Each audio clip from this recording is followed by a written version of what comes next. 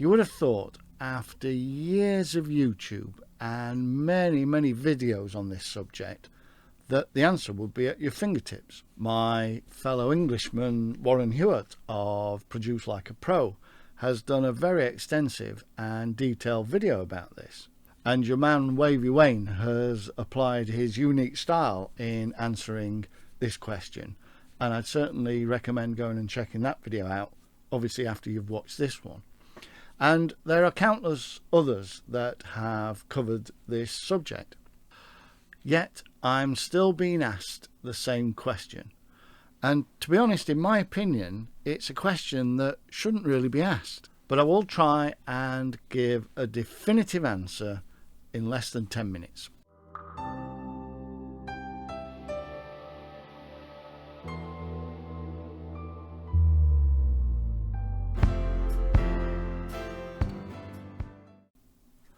So let me ask you this. Why are you using EQ? Do you want to remove certain frequencies or noise? Do you want to emphasize certain frequencies? Do you want to provide more body and air to the sound? And let me ask you this. Why are you using compression? Is it for level management? To emphasize transients? To maybe control transients? To position the track back in the mix or to bring it forward in the mix? To give the sound more body and depth?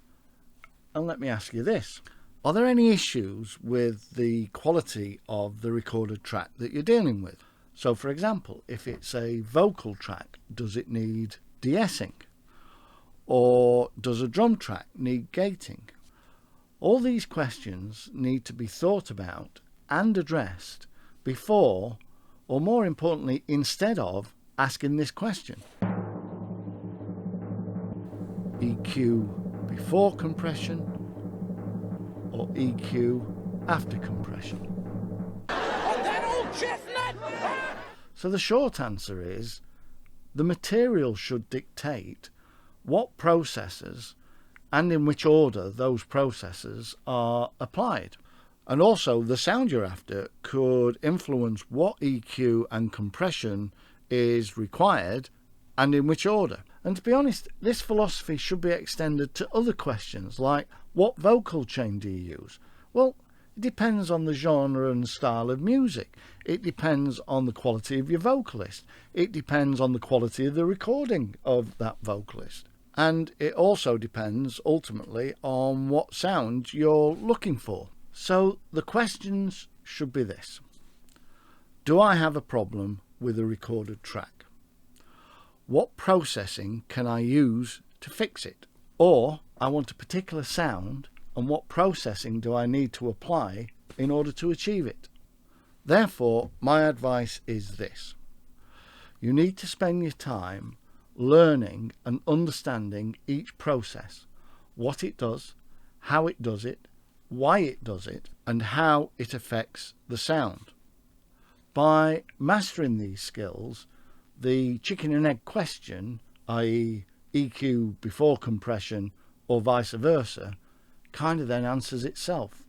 But I will give some quick examples and try and answer the question. In this example, we have a horrible resonance on the snare. So in this instance, we want to get rid of that before compression. Why? Well, because the energy of the resonance will add to the overall signal, triggering the threshold of the compressor earlier than perhaps what you might want. So we'll load an EQ.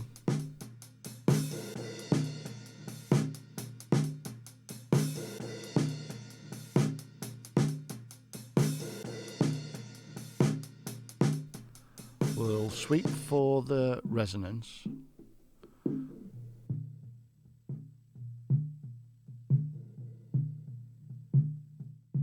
And do a tight Q cut at the offending frequency.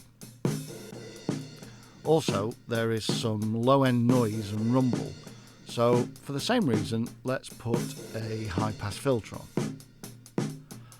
Now, you can compress in the knowledge that you are in essence affecting just the frequencies you want. More importantly, the frequencies that you want are affecting the compressor. You can see when the EQ is bypassed how much more work the compressor is doing. If, however, the snare sound was a sample, the likelihood is that the sample engineer has already EQ'd, compressed, and no doubt manipulated the sound, so no corrective EQ is needed. So you can just go straight to compression. But as I said, it is probably already compressed, so maybe just some EQ to brighten it within the mix.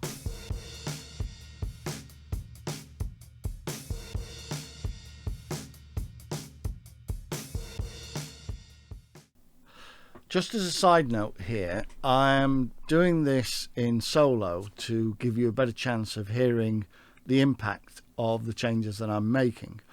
Also, I'm kind of emphasizing the settings again a bit to help you hear what I'm doing. But most mix engineers would advocate that you kind of need to do this whilst listening in context. Back to the first example. You might listen to the snare in the track and feel that the fundamental frequency is not cutting through. So you could try a slow attack time, a quick release, and then increase the gain. And the transients then are a bit more controlled, brighter and louder.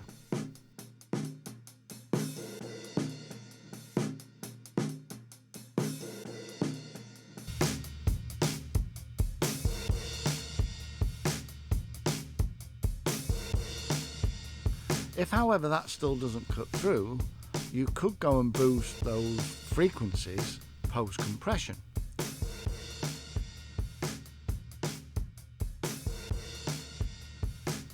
So in this example, it's EQ, compression, and then EQ.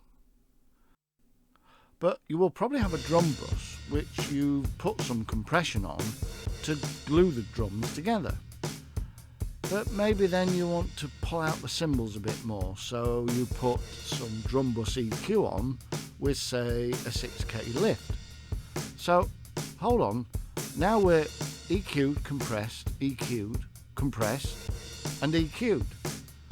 But we're not done there, because we also have a master bus compressor or a mix bus compressor. So now we're EQ, compressed, EQ, compressed, EQ'd, compressed. But then we might want to add some saturation and shape the overall mix. Well, that's more EQ. And then the likelihood is, once you've mixed your song and send it to a mastering engineer, they will no doubt do some more EQ and compression. And you ask which comes first, EQ or compression? In another example, you might have a perfectly nice sound, but before compression you want to boost certain frequencies to balance it up, so the compressor is reacting to the full sound spectrum and not just the dominant frequencies.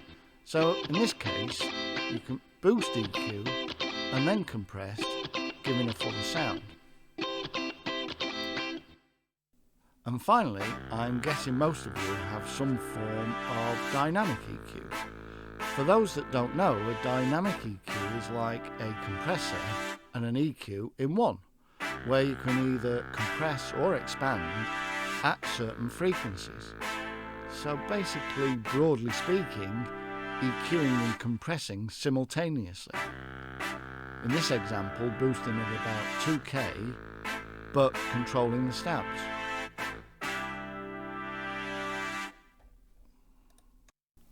So the true answer is neither, both, all, either. Let your ears and the music dictate what processing needs to take place and in which order. I'll leave a link in the description below to the experts like Warren Huart and Wavy Wayne. Also Mixbus TV, so you can see more examples and in-depth analysis. If I haven't upset you too much with that answer, please give us a thumbs up. It really does help the channel out. and please hit the subscribe and notification bell to follow us on this mixing journey. And I'll try not to rant too much on the next one.